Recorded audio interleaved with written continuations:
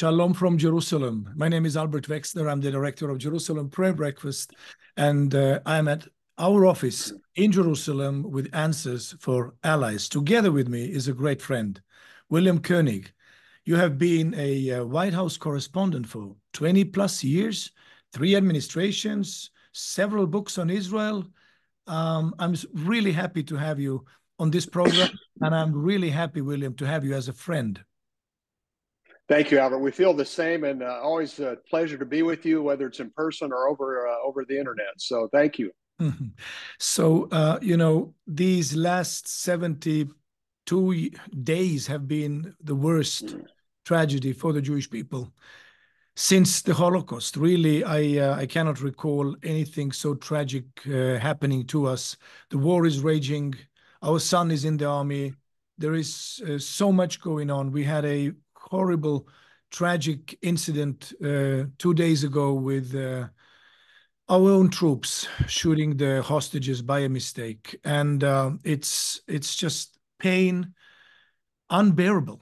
And what we want to do today, is that we want to encourage actually our viewers, but also all of us here in Israel, knowing that there are friends praying for us.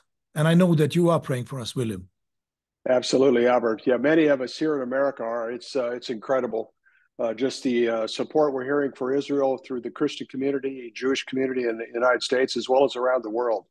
Many of us are focused daily on what's taking place and leading us to pray for you guys in the front line and families.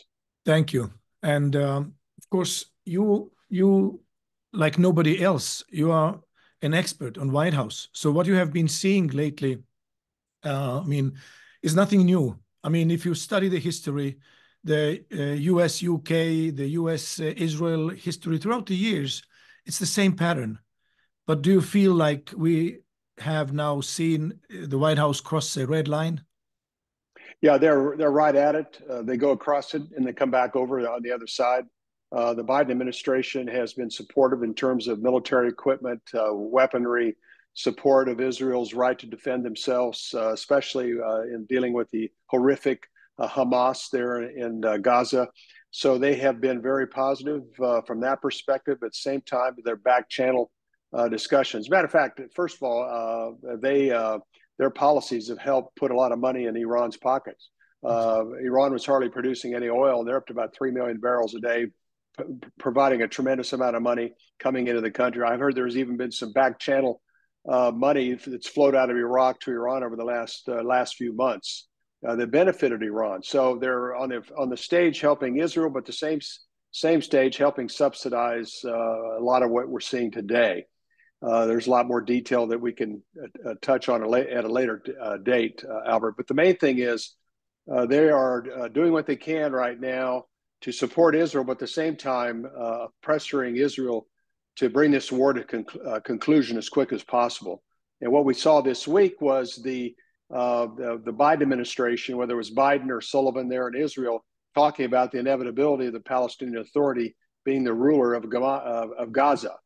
And we saw the horrific civil war between Fatah and Hamas in 2007, when Hamas was throwing Fatah members off buildings in Gaza. It was so horrific, even the international media left. It's pretty much the same thing that happened to Israel on October 7th and beyond. But I think the Biden administration is going to push on trying to get this done as soon as possible. But I appreciate what Netanyahu said this week. We're not done. We have work to do. The defense minister Gallant said it's going to take months. This isn't going to be over quickly. And then Netanyahu says, no way we're going to allow the Palestinian Authority to rule Gaza or be the overseer of Gaza, because it's just a matter of time before Hamas or Fatah or some Islamic Jihad becomes another problem for Israel. But I see what we're seeing on this end, a lot of U.S. pressure, publicly, quietly, but publicly, and then behind the scenes. But Israel's been taking a strong stance, and we certainly appreciate that here in the United States, and I'm sure in Israel as well. The problem is obvious, Albert, and has to be contended with. William, here in Israel, an idea of two-state solution after the 7th of October first of all, I mean, we are so traumatized. I mean, we don't see any solution, two-state or whichever solution is looks so far away from us. I mean, right now, and coming with these thoughts, of Palestinian Authority even running, you mentioned it earlier that they were kicked off the high-rise buildings in Gaza in 2007, and the international observers fled, just literally fled when Hamas took That's over. right. So, I mean, That's right. thinking of any of these kind of scenarios is insanity. It's delirious insanity, and I cannot even think that anybody with their sound mind could put these sentences together and offer them to the Israeli government. I mean, I'm sorry to say, but this is something totally insane. And I mean, Hamas, I mean, they are telling clearly they want to kill every Jew. They have no regret, no remorse. They would repeat it as long as it takes to get rid of every Jew in this world, take over Jerusalem, take over this whole world. So how in the world can you even think of coexisting with such a neighbor? There's no way. Absolutely, Albert. I think that's been the problem from the United Nations. They've been enabling this for so long. The EU has. It's delusional thinking that anything would change. It's just not. It's not in their DNA. They won't change. At the same time, allowing the Iranian president year in, year out to speak at the UN General Assembly, bashing the United States, bashing Israel should be no more. Any country that calls for the elimination of the great Satan, of the United States, and little Satan, should not have any platform on the international stage. None. And they continue to enable this. What happened, anyway, this is very predictable. After October 7th and Israel responding, the international community would say we need to push to the two-state plan as soon as possible. Even Biden said publicly the Israelis and the Palestinians, the Palestinian Authority, need to make a deal now, which will neutralize or completely minimize any Hamas role, which is totally a disconnect. And so we're moving into a period of time where Iran continues to have an influence. They're very smart, very strategic. They're not in a hurry to do anything. They will not make a major move in Israel till they believe that they can take Israel out in 24 hours or a couple of days at least. But Iran's patient, strategic. They're using the Houthis in Yemen right now, and Hezbollah in northern border of Israel, and also Hamas to a lesser extent, to kind of toy with Israel, toy with the United States, and at the same time, once again, the international community, along with King Abdullah of Jordan and others, believe that the key to Middle East peace is a deal between the Israelis and Palestinians, which is a total farce. It's just not realistic thinking. See, 80% of the Palestinian Arabs living in Judea and Samaria are supportive of October 7. How in the world can anyone from that administration even rule over Gaza? It will be worse. It will be perpetual October 7. I mean, it's something that is really a mystery to me how these things can even be uttered. But when you mentioned Iran, I'm thinking that something is holding Iran back. Don't you think so? Absolutely. And when I do interviews here in the US or overseas, I emphasize that the Iranians are very smart, they're very patient, they're very strategic, they're master chess players, and they've got a plan. And they have a plan. And when you think of how many Iranian nuclear scientists have been assassinated, political leaders, Soleimani, when you think about all the weapons shipments that have been taken out by Israeli Defense Force jets in Lebanon and Syria, when you think about the Stuxnet virus and a few of the other viruses that have hit inside of Iran, Iran has taken one hit after another, even having their nuclear plans taken out of Iran, very likely Israel's Mossad. When you think of all the things, Albert, that have happened to Iran and they haven't responded, that gives you an idea of just how patient and strategic they are. In the meantime, since 2006, we have 150,000 missiles inside of Lebanon and Syria pointed at Israel. We have 15,000 missiles in Hezbollah's hands. There's missiles being deployed in Yemen, and there's missiles being deployed in Iraq. We have had U.S. bases under drone attack or rocket attack. The U.S. Embassy in Baghdad. And then we're seeing cruise missiles and drones. We had 37 drone incidents with the Houthis in the last few weeks. 37. And we just had 12 taken out of the skies by USS Carney just the last 24 hours. This is all part of their game. They're part of their strategic plan. But again, Albert, and I've been saying this since October 7th, I don't believe now's the time for Iran and the Hezbollah to make their move.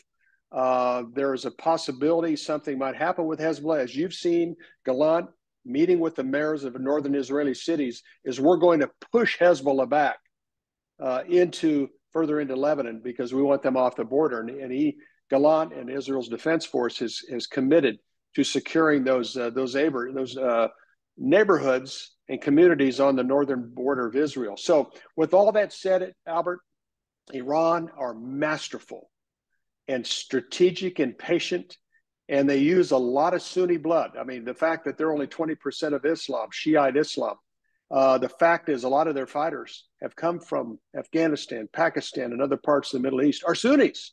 So once again, we're going to watch Iran very closely, and then also Erdogan, but especially Iran right now, and their influence. I heard an interview recently that they are having an even greater influence on Russia's commitment to the Middle East, which is also somewhat problematic. And we can also look at a future coalition of countries in Ezekiel 38 and 39. But it's clear it's not yet now. I mean, that's right. It is still time for that situation to develop. Now, that's right.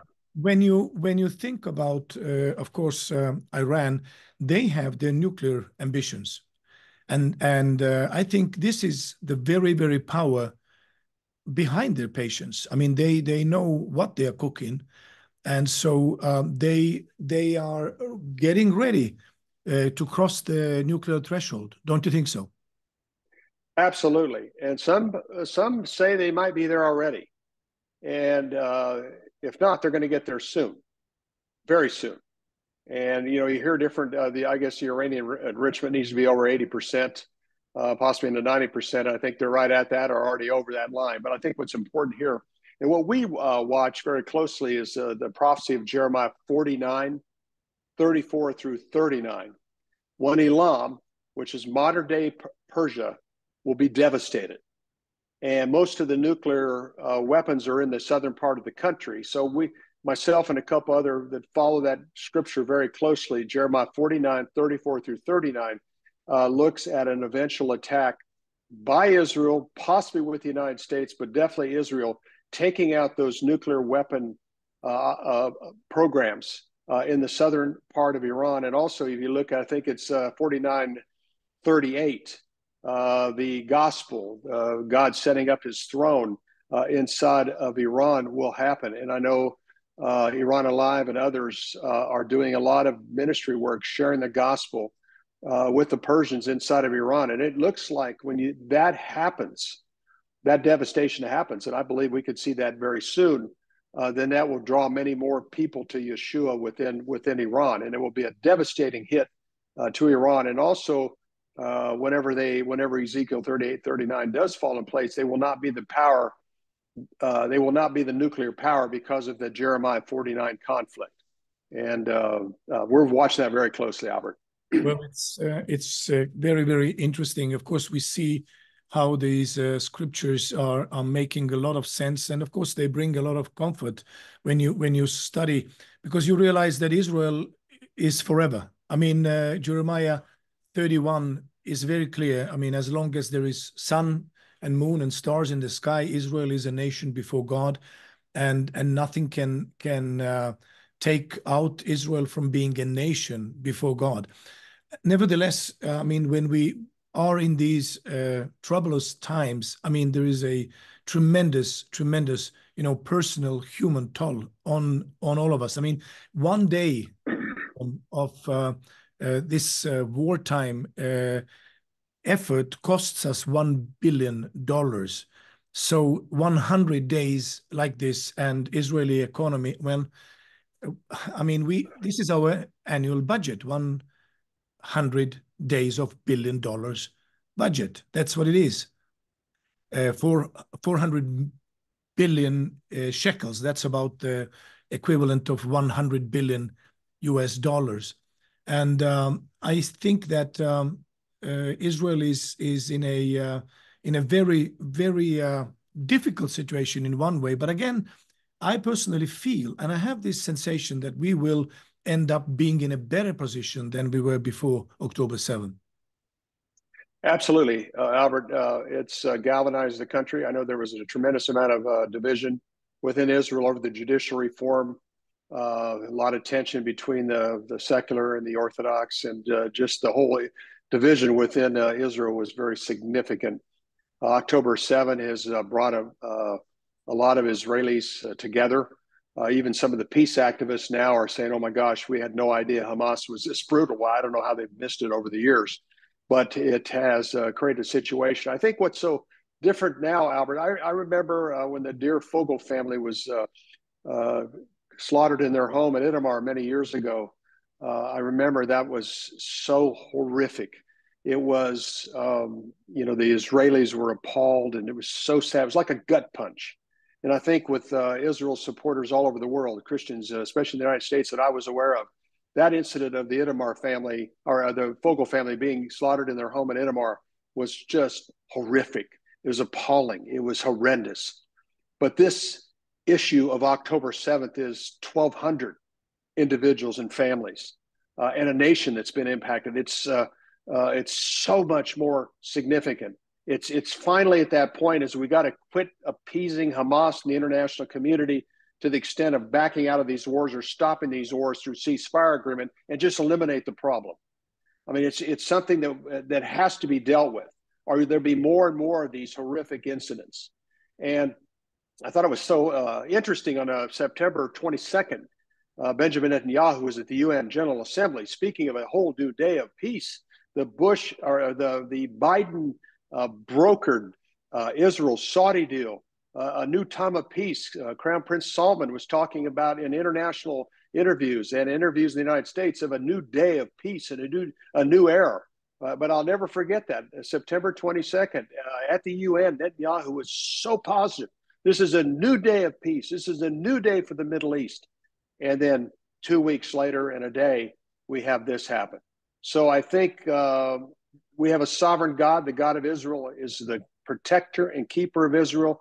We know from Genesis to Revelation how it is all going to play out. God will be with the Israeli people, and he'll be the comforter during a time such as this. And I continue to pray that the Israelis will come closer and closer together, and the secular Jews will understand that the God of Israel is still on the throne and still there to protect the nation during these difficult, horrific times. But again, to summarize, Albert, October 7th crossed the line, and this is further accelerating final day events that we have heard the Jewish prophets of the Old Testament, the Tanakh, and Yeshua in the New Testament speak of. We're living these days. William, when you mentioned September 22, this is something that made me very concerned when I heard That's right. these speeches, because you remember, I also mentioned it earlier that we didn't know. I mean, it was also in Israeli news that Israeli IDF brass and intelligence brass, they mentioned that they are kept in dark. They don't know what's on the table, what was offered for that Saudi peace. Custodianship over the Temple Mount? Was it the Palestinian statehood? I mean, these questions, maybe one day we will get these answers, but it definitely is a very, very critical time for our government. Now, we had a very unique thing, William. I know that you were part of it. We had a day of prayer and support in the Knesset on the 29th of November.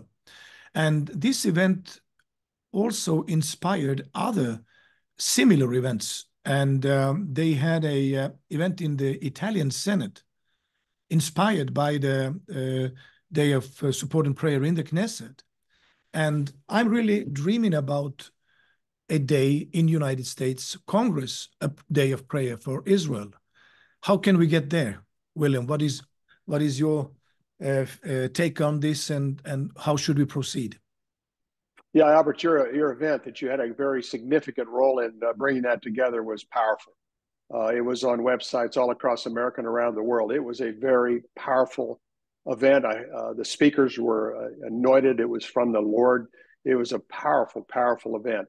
I think as far as getting our Congress together right now, it's becoming more and more difficult. There's been a great concerns. You know, the Christian lobby, the APAC lobby has put a tremendous amount of time into Congress and developing these relationships with the Republicans and the Democrats.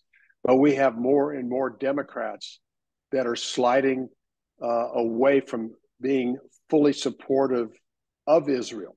And there's people, part of these ladies that are in the squad, have anti-Semitic comments. I won't go to I won't mention their names, but they have, and some of the progressives, so-called progressives, I don't know where, I haven't seen a lot of progress through their agenda, but they are helping move some of the support in Congress, Albert, away from Israel. And I can tell you what, the Republican support of Israel in Congress has never been stronger. It's strong, but it's never been stronger. And it is more and more people in the Jewish community saying, "Look, our friends in the Washington, in Congress that support Israel are the Republicans, overwhelmingly powerful support." And even Biden's aid, the $116 billion that he wanted for the Ukraine, Israel, and the area around Taiwan, the United States Senate and the House said, no, those need to be separate bills. Israel, Ukraine, and Ukraine needs to be connected to border security for the United States. But the bottom line, with all that said, Albert, I don't know if that can happen right now. I hope it does. I hope that the Republicans possibly just do it, whether the Democrats come alongside or not, or at least those that are pro-Israel Democrats might join this. That would be powerful. But again, as you've seen internationally, the secular media in America is not Israel's best friend either. I think thank God for Fox, Newsmax, and a few other major news sources. But with all that said, Albert, and a long answer to your question, I think it needs to go in that direction. I don't know if it can, God can move on people's hearts, but even if it's just all Republicans and some Democrats, I think it's worth at least a shot at having this come together. But again, this is a very interesting moment where the mask is coming off, who supports Israel in Congress and who does not. And it's been a real eye-opener. See, whenever the Jews and Christians come together, pray together, work together, history has been made. And we've seen it also throughout the history of Jerusalem Prayer Breakfast. We've seen so many miracles. So that's why I'm thinking and I'm hoping that this miracle of non-partisan prayer for Israel, for the peace of Jerusalem, can actually create some miracles that America needs so badly at this hour, because I understand that our ally, United States, also needs to be strengthened, needs a visit from on high so that you would be strengthened to carry on what you need to accomplish. Well, I've seen the Jerusalem Prayer Breakfast miracles in country after country. So with your involvement, Albert, your team, Michelle and Robert, it's possible here in the United States. And when we saw 300,000 Jewish, mostly Jewish and Christians, come to Capitol Hill within about a week to 10-day notice, that was phenomenal. That was a movement. The greatest assembly of Jews and Christians in the history of the world. I don't think we've ever had anything like it. And that was put together in a week to 10 days. So that was supernatural. It was very powerful. But I think, like you said, when Christians and Jews come together and pray together, many things will happen have happened and hope will happen again. Thank you, William. Thank you for being with us this hour, and I'm really excited about the fact that you will be coming more and more to our programs, because we need your wisdom, we need your analysis, we need your wide and big picture of what is happening in the United States, in the world, so that we could encourage our friends giving answers for their allies.